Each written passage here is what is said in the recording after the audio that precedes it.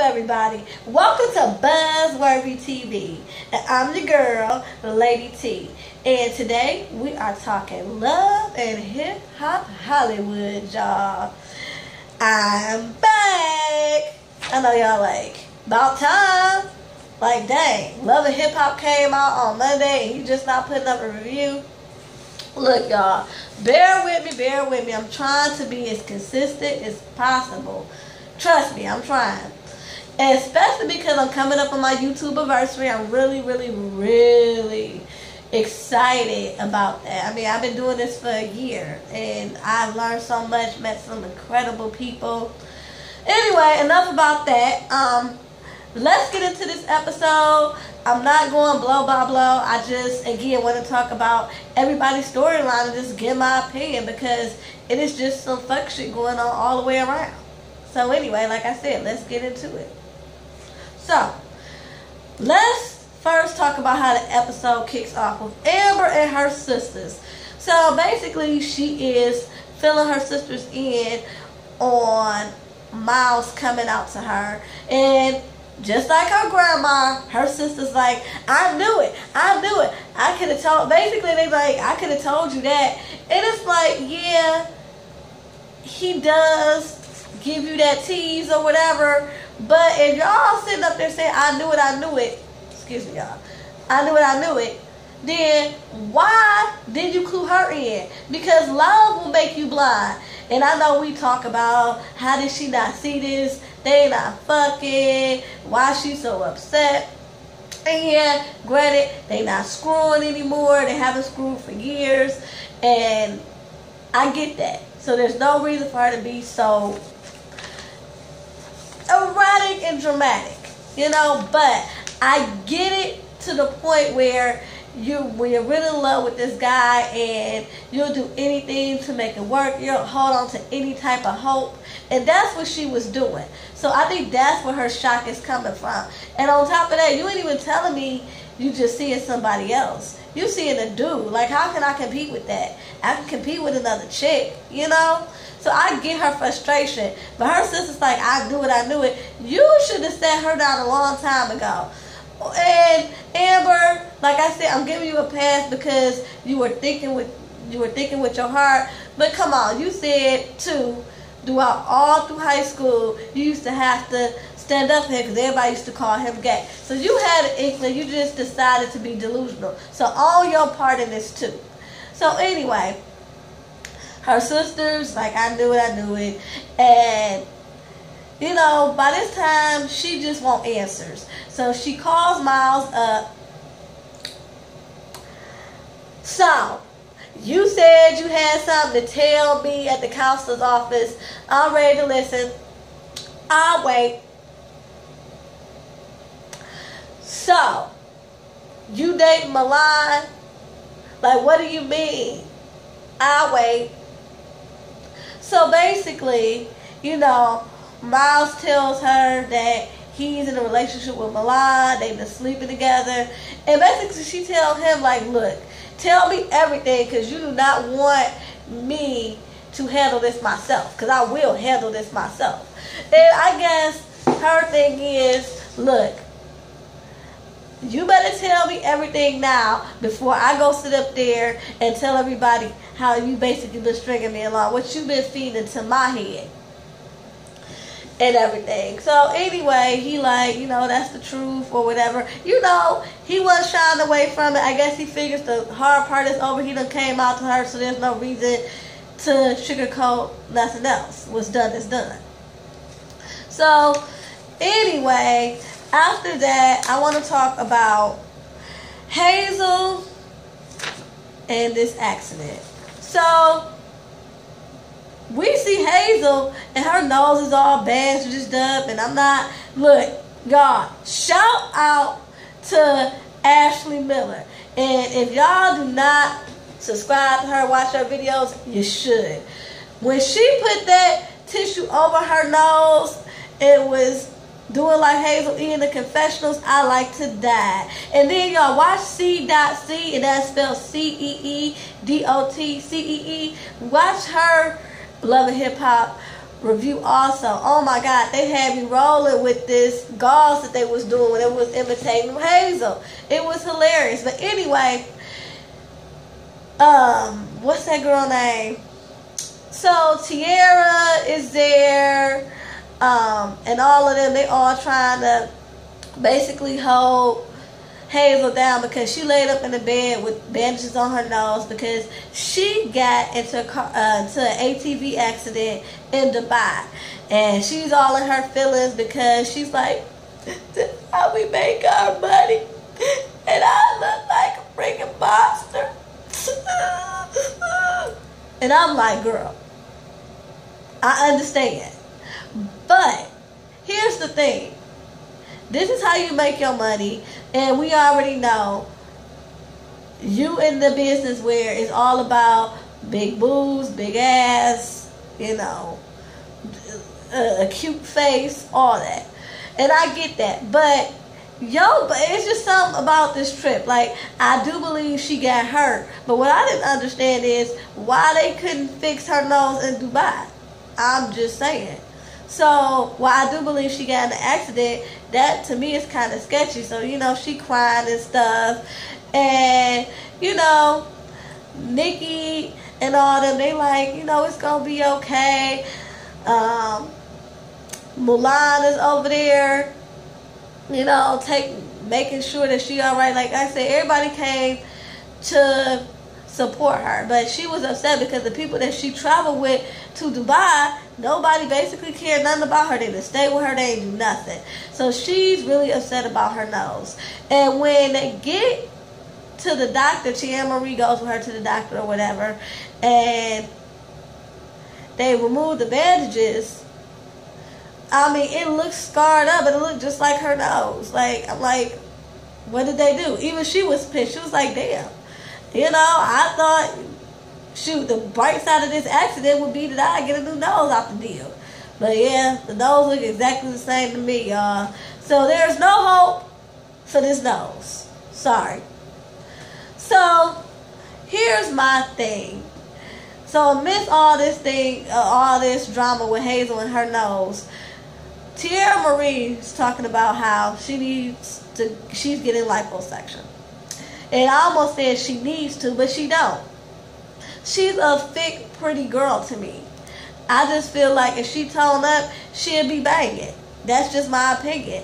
But, you know, a lot of people, especially people like her, they need quick fixes. They don't want to put in the work. So she want to go get liposuction. She feel like she can't be the confident TT until basically she get back to the size that she's comfortable with. And I can understand that. But you can't blame your insecurities and stuff on why you being such a petty chick, you know? So you need to get it together mentally and physically, girl. So, okay. So now we got Soulja Boy and Nia. So first of all, Nia is doing this bootleg event, Mommies and Mimosas. Did nobody show up but her daddy, and her daddy only showed up to tell her, like, I've been hearing all this stuff in the blogs about you and Soulja Boy and how he mistreating you, and you don't got to go through that. Like, what's the deal? Like, why are you putting up with this? And he even said, you know, I know I ain't been perfect, but this boy Dre is just like really out of control. Like, he taking this whole Playboy persona, I'm in the music business, to a whole nother level. And Teddy Riley ain't having it, especially when it comes to his daughter. But Nia's like, look, you can save all that talking because basically I like getting treated like shit. I'm going to continue to get treated like shit because I want to continue to be treated like shit.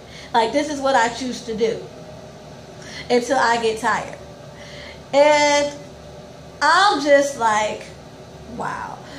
Props for at least being honest with yourself, because there be so many of these chicks out here who don't realize that they done. So shout out to you that you realize that you're done. Okay?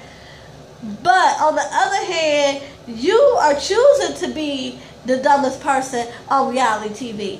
You just put it out there that not only do I choose to have this open relationship, but I choose for him to be disrespectful, to call me out of my name, to sleep with my friends. I choose this life.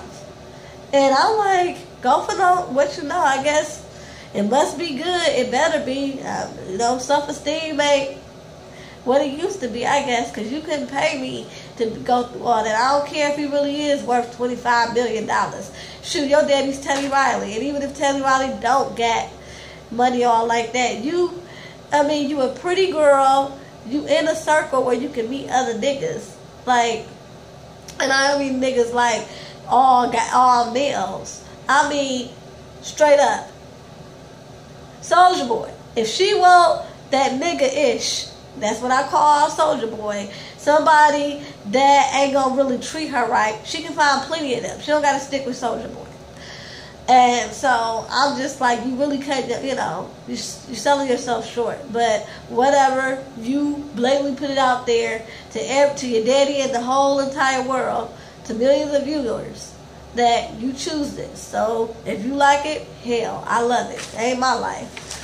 So anyway, let's get to the meat of this episode, to me. And that was Little Fizz.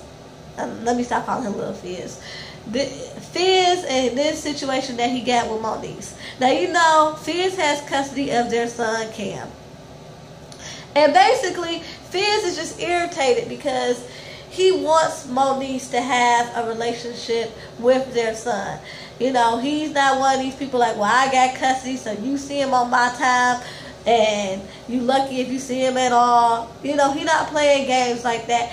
He's all for them having a relationship. He encourages Moniece to come around, but she just don't show up. Like, this is the third weekend that she was supposed to get Cam, and she didn't. So he in his feelings. Or whatever.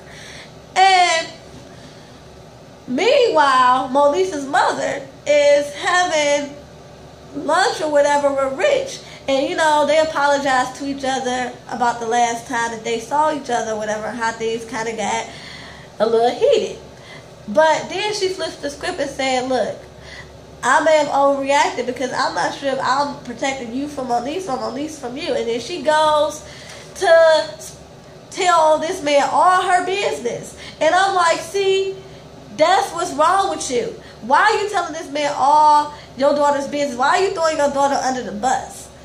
Like, really? That's why she feel like you ain't in her corner. And that's why she be like, she don't really mess with you like that. Like, where is your support? I'm not saying you got to pick up her slack like that, but you don't got to throw her under the bus to this man that she in love with.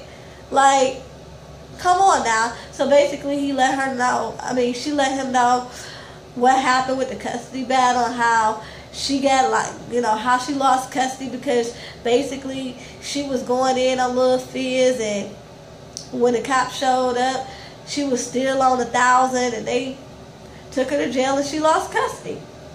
And I'm just like, he didn't need to know all that. What good did that do? So anyway, like I said, Fizz is in his feelings, so he decides to meet up with Moniece's mother just to see if she can talk some sense into Moniece and then maybe come to a common ground, because basically he's going through a lot. He's dealing with a lot with being a single parent, and he just wants Moniece to do her part. So when he meets up with Moniece's mother, he lets that be known, and Moniece's mother's like, look, I'm the grandmother. I'm 47 years old. I done raised my kids. It's time for me to live. I love my grandson, but you can't be putting this on me. Do what you need to do. Take her to court, make her pay child support, and pay for her daddy. And he said, well, if I do that, I've been trying to keep the door open so she can have, unlimited visitation with Cam. If I do that, then I might as well do it all by myself, and I keep Cam. And, then she get offended because she's like, well, you're not going to take my grandson away from me. Now, on this point, I get it. It is not her responsibility to co-parent with you. You need to figure that out with Moniece Fizz. But, like I said, some ain't wrapped too tight. And we see that with how she was throwing Moniece under the bus with Rich, who has nothing to do with Cam and how she lost custody. So he didn't need to be a part of all that. So I'm not totally here for her, even though she made a point. And Fizz, I'm gonna need you to kind of get it together. And what I mean is, you seem like an excellent father, so I'm not saying you need to get it together on a parenting tip, but you need to get it together and realize that Moniece is only gonna do what Moniece is gonna do. You're trying to basically make her into somebody that she's not, which is a reliable parent. You can't make nobody be a reliable parent. Just like when we be seeing these no good baby daddies and these chicks be trying to force them to be good parents. You can't force her to be a participant. Yeah. I mean, I'm not trying to be funny, but yeah, you can't force her to be a parent. That's just what it is. And so once he realized that basically Moniece's mama has basically like, look, y'all figure that out, he goes to the studio to meet up with Moniece.